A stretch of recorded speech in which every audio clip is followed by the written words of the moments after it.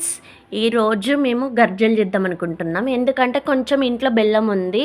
ఇక్కడ హైదరాబాద్లో గర్జలు ఎలా చేస్తారో మీకు చూపెడతా. పల్లీలు, పుట్నాలు, నువ్వులు, కుడక చేస్తారు. కానీ మా చిన్నోనికి నువ్వులు, కుడక అంటే ఇష్టం ఉండదు. అందుకని నేను పల్లీలు, పుట్నాలు మిక్సీ పట్టాను. మిక్సీ పట్టేసి ఇప్పుడు మనం పూరి చేసుకుందాం.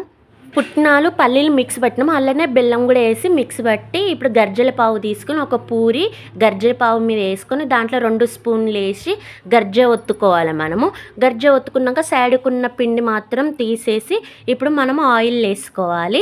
ఆయిల్ ముందే వేడి చేసుకొని పెట్టుకున్నాను నేను.